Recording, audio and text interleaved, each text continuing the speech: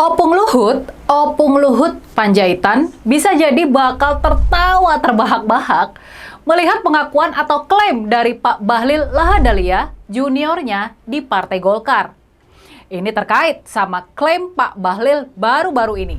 Ini terkait sama pasang badannya Pak Bahlil buat Pak Jokowi. Kita tahu Pak Bahlil belum lama ini mengklaim kalau terkait ide Presiden 3 periode, usulan supaya pemilihan presiden ditunda itu berasal dari dirinya. Kita simak dulu deh cuplikan pernyataannya. Pak Jokowi menyangkut dengan 3 periode. Saya ingin mengatakan begini ya, sebelum saya menjadi Ketua Umum Golkar, tolong dicatat baik-baik ya.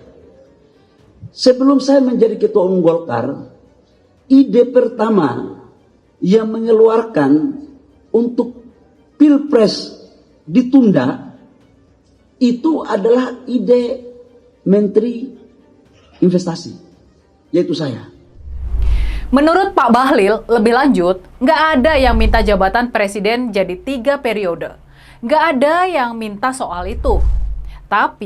Tapinya sih, kita sudah pasti bukan orang-orang yang mudah terkecoh dan lupa sama apa yang sudah terjadi. Apalagi kejadiannya masih belum lama, baru beberapa tahun yang lalu. Seperti Opung Luhut yang mungkin bakal tersenyum lebar mendengar klaim dari Pak Bahlil. Kita juga bisa ikut tertawa-tawa mendengarkan sesumbar tersebut. Kita nggak mungkin terkecoh sama pernyataan dari Pak Bahlil tersebut. Kita masih ingat kalau wacana Presiden 3 periode itu memang pernah ada dan dikampanyekan. Kita juga masih ingat kalau salah satu sponsor utamanya adalah Opung Luhut sendiri, menteri yang paling berpengaruh di era pemerintahan Pak Jokowi.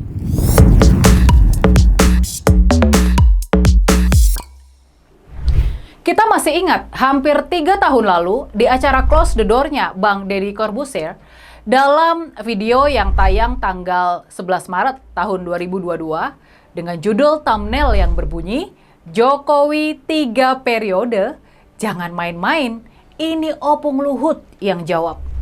Di situ, di tayangan itu, Opung Luhut menyatakan secara kurang lebih kalau dia punya big data, ratusan juta percakapan rakyat Indonesia yang mendukung gagasan perpanjangan masa jabatan Presiden Jokowi, yang mendukung Pak Jokowi jadi Presiden 3 periode. Dalam kesempatan itu, Opung Luhut secara blak-blakan mengakui kalau usulan tersebut memang harus dibawa dan disetujui MPR RI buat dimasukkan ke dalam konstitusi kita. Jadi, perlu ada amandemen konstitusi supaya wacana Jokowi 3 periode ini bisa terwujud. Jadi, perlu ada dukungan partai-partai di parlemen dan MPR buat mendukung perpanjangan masa jabatan Presiden Jokowi. Nah, waktu itu kita juga tahu kalau partai-partai paling tidak ada 3 partai besar yang sudah sejalan dengan rencana amandemen Undang-Undang Dasar 1945 buat mengakomodasi keinginan perpanjangan masa jabatan dari Pak Jokowi. Ketua Umum Partai Golkar ketika itu, Pak Erlangga Hartarto, dia menyatakan kalau wacana Presiden 3 periode adalah aspirasi rakyat yang muncul setelah dia berkomunikasi dengan petani sawit di Siak, Pekanbaru di bulan Februari tahun 2022. Sementara itu, Ketua Umum PKB, Partai Kebangkitan Bangsa, Gus Muhaimin Iskandar, dia memilih mengangkat wacana penundaan pemilu 2024 selama 1 atau 2 tahun. Waktu itu dia beralasan, negara harus bisa pulih dulu dari dampak pandemi COVID-19 sebelum melakukan pemilihan umum. Partai yang ketiga adalah PAN atau Partai Amanat Nasional. Waktu itu Ketua Umum Zulkifli Hasan merujuk hasil survei yang menyebutkan tingkat kepuasan yang tinggi terhadap pemerintahan Presiden Jokowi sebagai dasar buat mendukung perpanjangan masa jabatan presiden. Nah, fakta yang lebih penting lagi soal wacana Presiden 3 periode muncul dalam pengakuan Prof. Yusril Iza Mahendra di podcast What the Fact dari CNN Indonesia. Kita simak sedikit cuplikan pernyataannya. Setahun yang lalu ingat saya pertama kali saya mempertanyakan itu kepada Pak Presiden, ya, ini kok ada wacana begini. Malah Pak Presiden mengatakan Yang ngerti kan Prof. Gitu. Ya, emang apa ada dasarnya presiden memegang jabatan 3 periode? Saya bilang nggak ada. Apa bisa? Ya nggak bisa, saya bilang. Kecuali amandemen konstitusi. Ya itu. Jadi soal rencana perpanjangan masa jabatan dan wacana presiden 3 periode ternyata memang pernah dibahas sama Pak Jokowi dan Prof. Yusril di istana. Tapi sama seperti yang disampaikan oleh Opung Luhut, Prof. Yusril mengingatkan ada persyaratan yang harus dipenuhi kalau Pak Jokowi mau jadi presiden 3 periode, yakni amandemen UUD 45. Konstitusi harus diubah terlebih dahulu oleh MPR RI. Jadi gimana? Kalau menurut kalian, masih percaya kalau ide perpanjangan masa jabatan presiden adalah gagasan yang murni berasal dari Pak Bahlil Lahadalia? Waktu itu di tahun 2022, bukan cuma Pak Bahlil yang mengangkat wacana ini.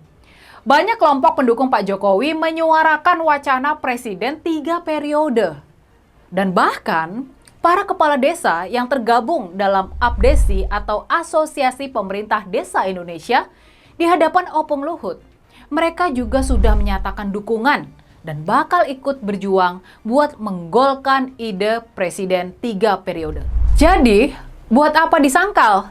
Kalau upaya-upaya buat menjadikan Pak Jokowi presiden 3 periode itu memang ada dan tercatat dalam pemberitaan serta di media-media sosial. Bahkan kita juga tahu Mas Andi Wijayanto yang waktu itu menjabat sebagai Gubernur Lemhanas atau Lembaga Ketahanan Nasional. Dia bahkan ditugasi sama Presiden Jokowi untuk membuat kajian soal presiden 3 periode ini.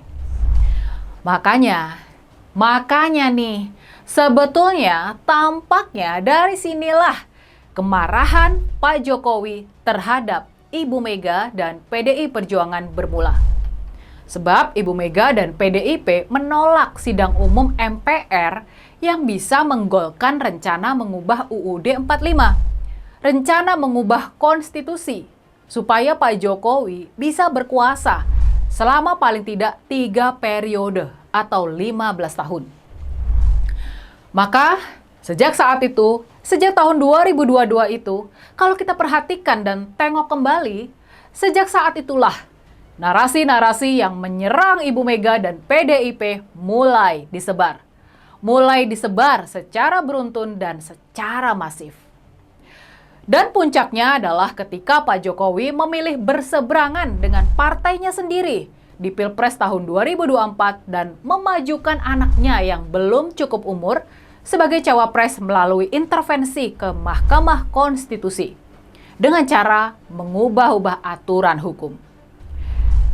Kalau upaya mengubah UUD 45 lewat amandemen di MPR RI gagal dilakukan Jokowi karena ditolak oleh partai terbesar, ditolak oleh partainya sendiri, yakni PDIP, upaya mengubah aturan batas usia cawapres sukses dilakukan karena nggak perlu melalui MPR, cukup dengan cara mengintervensi Mahkamah Konstitusi yang kebetulan diketuai sama sang paman.